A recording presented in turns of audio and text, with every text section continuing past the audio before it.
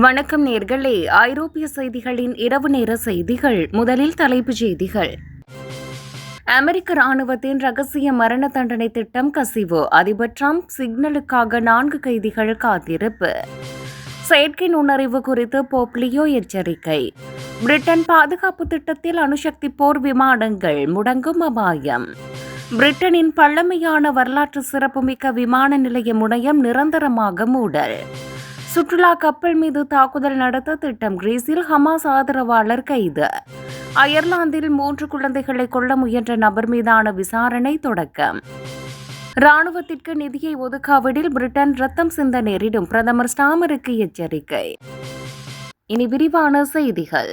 அமெரிக்க ராணுவ காவலில் மரண தண்டனையை எதிர்நோக்கியுள்ள 4 கைதிகளை நிறைவேற்றுவதற்கான ரகசிய திட்டம் கசிந்து பெரும் பரபரப்பை ஏற்படுத்தியுள்ளது. இந்த கைதிகளுக்கான மரண தண்டனை செயல்படுத்த அதிபர் டிரம்பின் இறுதி ஒப்புதல் உத்தரவுக்காக ராணுவம் காத்திருக்கிறது. ராணுவ நீதிமன்ற நடைமுறைகளின்படி இதுபோன்ற தண்டனைகளை நிறைவேற்ற நாட்டின் அதிபரின் நேரடி அங்கீகாரம் சட்டப்படி அவசியமாகும். தண்டனை பட்டியலில் உள்ள கைதிகள் அனைவரும் முந்தைய காலங்களில் தீவிர குற்றங்கள் மற்றும் படுகொலைகளில் ஈடுபட்ட முன்னாள் ராணுவ வீரர்கள் ஆவர். அதிபர் டிரம்ப் மரண தண்டனைகளை விரைந்து நிறைவேற்றுவதில் ஆர்வம் காட்டி வரும் நிலையில் இந்த ரகசிய திட்டம் தற்போது தயாராகியுள்ளது. இந்த விவகாரம் மனித உரிமை அமைப்புகளிடையே விவாதத்தை ஏற்படுத்தியுள்ள சூழலில் வெள்ளை மாளிகை விரைவில் இறுதி முடிவை அறிவிக்கும் என எதிர்பார்க்கப்படுகிறது. செயற்கை நுண்ணறிவு குறித்து போப் லியோ எச்சரிக்கை. செயற்கை நுண்ணறிவு தொழில்நுட்பத்தை உலக நாடுகள் தீவிரமாக முறைப்படுத்த வேண்டும் என்று போப் லியோ தனது புதிய அதிகாரப்பூர்வ அறிக்கையில் வலியுறுத்தியுள்ளார். இந்த தொழில்நுட்பம் தவறான தகவல்களை பரப்பவும் உலக அளவில் போர் மற்றும் ஆயுத போட்டிகளை தீவிரப்படுத்தவும் வழிவகுக்கும் என்று அவர் எச்சரித்துள்ளார். போரில் மரணித்தவர்களின் கட்டுப்பாட்டை மீறி இறுதி முடிவுகளை எடுக்கும் தன்னாட்சி ஆயுதங்களாக ஏஐயை பயன்படுத்துவது ஏற்றுக்கொள்ள முடியாதது என்று அவர் கூறியுள்ளார். தொழில்நுட்பத்தின் பேராபத்தை சுட்டிக்காட்ட பிரபல லார்ட் ஆஃப் தி ரிங்ஸ் நாவலில் வரும் மந்திரவாதி கான்டால்ஃப் கூறிய புகழ்பெற்ற வரிகளை போப் மேற்கோள் காட்டியுள்ளார்.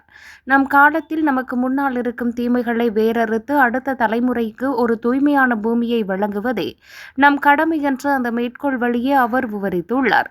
சில பெருநிறுவனங்கள் மட்டுமே ஏஐ தொழில்நுட்பத்தை முழுமையாக கட்டுப்படுத்துவதை தடுத்து மனிதநேயத்தின் அடிப்படையில் அதனை செயல்படுத்த வேண்டும் என்று அவர் கேட்டுக்கொண்டுள்ளார்.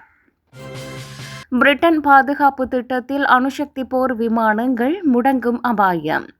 பிரிட்டன் அரசு திட்டமிட்டுள்ள புதிய பாதுகாப்பு செலவின மறு ஆய்வு திட்டத்தால் அந்நாட்டின் அணுவாயுத திறன் கொண்ட F-35 போர் விமானங்களின் எண்ணிக்கை குறைக்கப்படும் அபாயம் ஏற்பட்டுள்ளது.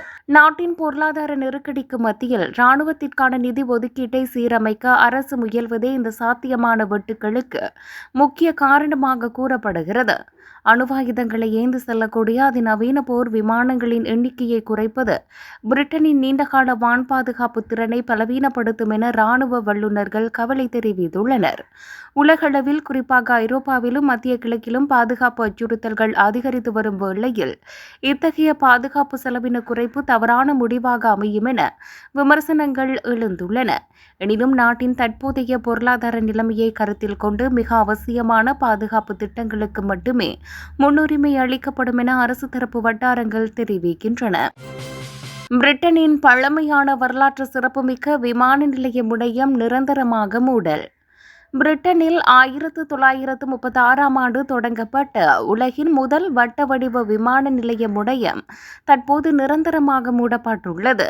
வெஸ்ட் சசெக்ஸ் பகுதியில் உள்ள கேட்விக் ஃபீஹைவ் என்று அழைக்கப்படும் இந்த முனையம் அதன் தனித்துவமான வடிவமைப்புக்கு புகழ் பெற்றது.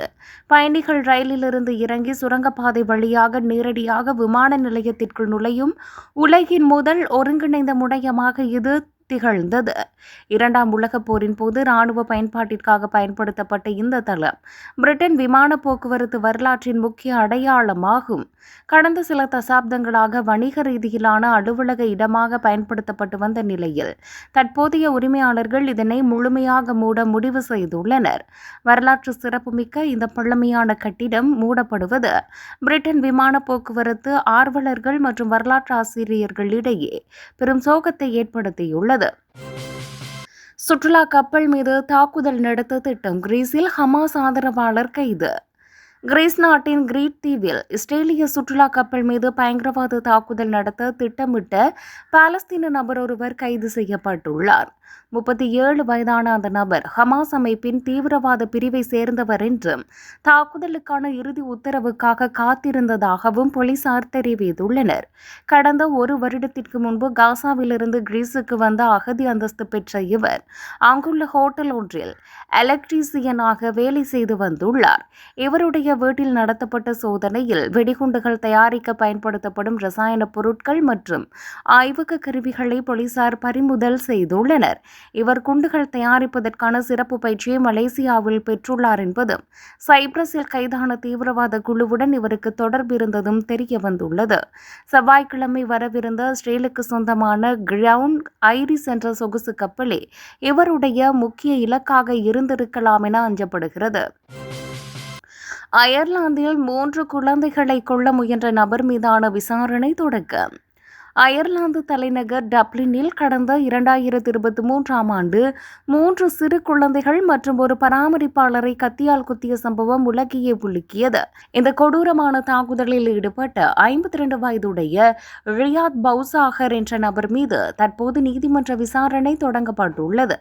3 குழந்தைகளை கொலை செய்ய முயன்றது உட்பட பல குற்றச்சாட்டுகள் அவர் மீது சுமத்தப்பட்டு மத்திய குற்றவியல் நீதிமன்றத்தில் வழக்கு நடைபெறுகிறது. முன்னதாக இந்த நபரின் மனநிலை குறித்து மருத்துவ பரிசோதனைகள் நடத்தப்பட்டு அவர் நீதிமன்ற விசாரணையை எதிர்கொள்ள தகுதியானவர் என நீதிபதி தீர்ப்பளித்தார். இந்த கொடூர தாக்குதலில் 5 வயது சிறுமி ஒருவர் மிக கடுமையாக காயமடைந்த நிலையில் நீண்ட மருத்துவ சிகிச்சைக்கு பின் கடந்த ஆண்டுதான் வீடு திரும்பினார். இந்த சம்பவத்தை தொடர்ந்து டப்ளின் நகரில் வெளிநாட்டினருக்கு எதிராக பெரும் கலவரங்கள் வெடித்ததும் குறிப்பிடத்தக்கது. ராணுவத்திற்கு நிதியை ஒதுக்காவிட்டால் பிரிட்டன் ரத்தம் சிந்த நேரிடும். பிரதமர் ஸ்டாமருக்கு எச்சரிக்கை. ரஷ்யாவின் அச்சுறுத்தல்கள் அதிகரித்துள்ள நிலையில் பிரிட்டன் தனது ராணுவ பாதுகாப்பிற்கு உடனடியாக கூடுதல் நிதியை ஒதுக்க வேண்டும் என ராணுவ தலைவர்கள் எச்சரித்துள்ளனர். அவ்வாறு செய்ய தவறினால் எதிர்காலத்தில் நாடு மிகப்பெரிய விலையை கொண்டிருக்க வேண்டியிருக்கும் எனவும் அது இரத்தத்தால் எழுதப்படும் என்றும் பாதுகாப்பு நிபுணர்கள் கூறியுள்ளனர். பிரிட்டனின் புதிய பாதுகாப்பு முதலீட்டு திட்டத்தில் நிலவும் பட்ஜெட் மோதல்களால் அடுத்த 4 ஆண்டுகளில் சுமார் பில்லியன் நிதி பற்றாக்குறை ஏற்பட்டுள்ளது. குளிர்கால பனிப்போர் காலத்திற்கு பிறகு தற்போதுதான் பிரிட்டன் மிக மோசமான மற்றும் ஆபத்தான பாதுகாப்பு சூழலை எதிர்கொண்டுள்ளதாக ராணுவ தலைமை தளபதி ரிச்சர்ட் நைட்டன் தெரிவித்துள்ளார். ஆனால் நிதி நெருக்கடிக்கு மத்தியில் இவ்வளவு பெரிய தொகையை ராணுவத்திற்கு ஒதுக்குவது சாத்தியமா என்று பிரதமர் கெய்ர் ஸ்டாமர் மற்றும் நிதி அமைச்சகம் ஆலோசித்து வருகின்றது. ஜூலை 7 அன்று நடைபெறவுள்ள நேட்டோ மாநாட்டிற்கு முன்னதாக பிரிட்டன் அரசு தனது இறுதி பாதுகாப்பு முதலீட்டு திட்டத்தை வெளியிடும் என எதிர்பார்க்கப்படுகிறது.